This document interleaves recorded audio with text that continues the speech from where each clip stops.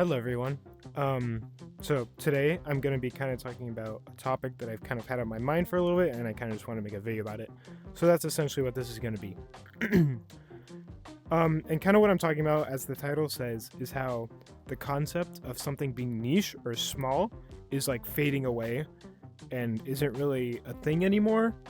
Um, and essentially, in case you don't know, something that is niche is when there is a small community around a specific hobby or a practice, and when something is small like that, there is a sense of community within that space. But then as groups become larger and larger, that sense of community is essentially lost, because obviously when something is so big you can't really have a sense of community, because you just can't, you really can't. There's too many people, and then everything kind of like fades, you know. And then let me scoot over. As you can see, I'm going to be using some numbers here that aren't super scientific, but I feel like they also work in some ways. And basically what I'm comparing is a Reddit group from the Command and Conquer game, which is, if you know what it is, it's from a while ago. It's not essentially new or anything. And that group has around 76,000 Reddit members, right? Which, it's a lot, but it's not as much as now, where we have a game that is not really that popular. It's popular, people like it, but it's not like huge. And now that game has way more like community members than even an older game did. And I think that's partially because the internet as a whole has expanded the idea of like being able to connect with people, and you don't really, like I said before, you don't really have that sense of nicheness or smallness anymore. And so with all that being said, clearly not everything is going to be like mainstream, and there is stuff that is still niche, obviously. I'm sure there's a billion things out there that are, you could still consider niche. But I think that the internet as like a whole has brought so many people together and made so many things accessible for so many people that it's natural that things are going to become more popular and less niche, like I said. And obviously a lot of the stuff I'm talking about is stuff that happened kind of like outside my lifetime, because like if you saw my what's it called? My thumbnail, I use Command and Conquer and in the Reddit group, and I wasn't really alive when that game was like huge and a big deal, but there people were, and but then, for example, if you watched a TV show back in the day, or like this is when I was a kid. If you wanted to watch a TV show, like a specific TV show, you either had to go out and buy the DVD or the VHS to watch it at your house, or you had to take the time out of your day to sit down and watch it at the TV at the specific time, or you could record it. But then, if it was a foreign show, like an anime or something, you had to buy it, essentially. There was no really other way to do it. And it was so much harder to get into these shows because it took time and effort, whereas now you have streaming services where you can pick any show you could possibly want to watch, and you could watch it in like a day if you really wanted to, because you're not having to wait weeks for all of these episodes to come out. And then on top of that, very recently at least, short form content has become wildly popular, like TikTok and Instagram.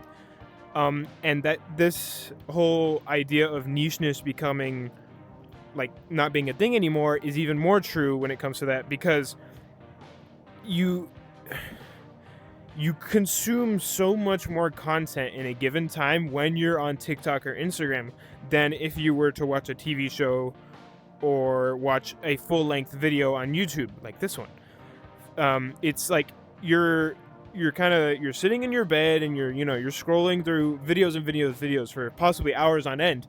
You're consuming so much stuff. And again, I'm not like bashing anyone that does this. I personally do it. I find myself almost every morning sitting and watching videos. It's just kind of how I wake up. But it is true. It's something that is true. And I think a perfect example of kind of what I just talked about is the Young Sheldon show. You know, everyone knows what this show is, everyone knows what it's about, but not necessarily because they've sat down for hours and watched this show, but because it was super popular on TikTok and Instagram for a long time. And so I could ask any of my friends that I know, and they're all like, oh yeah, I know that show. Again, not because they've watched it, but because they've seen so many clips of it on TikTok. And it's like, you're not having to sit down to watch these shows. They're just kind of being fed to you, and obviously making it more popular and less of like a small community. And then in this I'm not really sure how to pronounce it, Gazette article by Liam McInnes, they say, and I quote, "Any interest you may have, no matter how obscure, can be fulfilled by a quick Google search." And I think this is like super important to this kind of topic because when the internet was smaller, if you wanted to get into coding, for example, you basically had to go to school for it. There was no other way around it. You either you had to go to school or you had to find someone who was super knowledgeable about this, and then you would have to learn about it. But now you can pick anything you want, and you can learn probably as much as a college course would teach you just from going on like YouTube or the internet. And obviously making it much easier to get into and much more popular. And so people aren't having to do all this stuff. That is going to make it a bigger thing, you know, less niche, right? And I think this is shown in the Oppenheimer movie, if you guys have seen that, when he travels to Germany specifically to study quantum physics because it was not being taught in America. Like, think about that. Imagine there's a topic that you want to know about, whereas now you would just kind of Google it. But back then, he's like, I want to learn about this. And so he takes years out of his life to travel to another country to learn about it. And you can stay in your own house and probably learn as much as he did just from going on your phone. Sure, it'll take a while, but you could do it in theory. And now, I know I've been talking a lot about how this affects technology specifically a lot, but I think this also applies to almost any degree field or almost any field at all, any hobby, anything. It's so much more easier to get into now, specifically because I think of the internet. And obviously, like with all the stuff I've talked about, if something is easier to get into, you are going to have more people in it. That's just kind of how that works. If something is easier, people are going to do it more than if it's super difficult. That's just how that works. You know, I've kind of been talking about like all this stuff, and I do think there are some bad things that have become have started because of this, and I also think there are some good things. So I think that everything in like general has so much more content than it used to. Like before the internet, essentially, there were like tens of thousands of games probably, and now there's like literally millions of games. There's so many more, and and it's directly because of the internet and technology. And like because there's so many people, there's so much more games that are being made, and there's almost definitely something for everyone. But then I also think that communities becoming larger leads to a lot of people joining, and then naturally some of those people that join aren't going to be good people. That's just kind of how it is. There's bad people in every community, in all communities, I mean. And then that can start to kind of contaminate the group, I guess you could say, and it makes it less enjoyable to be part of that community. And then the large market of games also means that companies get involved, like corporations, and they work to make games specifically for the purpose of making money most of the time. And so we get these same games every year that are kind of like copy and paste with minimal changes, and there's no passion behind them really. Maybe, I'm not saying at first there wasn't, there definitely could have been, but now it's very much copy and paste. Let's release a game every year. A lot of sports games are like that, and if you like those games, that's totally fine, but this is just kind of my view on it. And naturally, when many companies make games and many games are being made, there are going to be some really, really good games. and then there are also going to be some not great games. And I have honestly been talking a lot about games like technology, uh, but I also think that this kind of concept applies to almost everything. And I mostly talk about technology because it's what I'm most knowledgeable in. But for an example, tourism in Japan has become a huge thing recently, mostly because of the effect that anime has had on the Western culture in recent years. And people see it and they want to go, and we're only seeing this happen because of the internet. This wouldn't be a thing if the internet was not a thing. That's just kind of how it works. Now, I've been talking a lot about like kind of what's happening, but now I kind of want to give my opinion on it, my kind of two say. And so I do not think that niche things fading away is necessarily bad, nor do I think it is good. But I honestly do wish I kind of could have experienced gaming and the internet as a whole when it was a lot smaller and like nicher, because I think I could have connected to it a lot more and connected to different people. But one thing that I do think I have been a part of, and seeing it kind of go from a small community to a much, much bigger community, is the VR community in general. I remember when the only way to play VR was to dish out like thousands of dollars to get a Vive headset and then base stations and controllers and everything.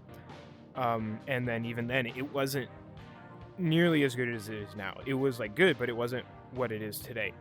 And then I never personally had like a Vive or an Oculus or anything like that, but I would watch YouTubers every week, like Thrillseeker, and watch his VR news videos and just watch VR videos in general because I was so fascinated by the technology and the games you could play with it, because I wanted to do it. I wanted to, be able to play those games. And I still think that technology is an overlooked like advancement and achievement that we have as like a the human race has made. I think it's overlooked a lot.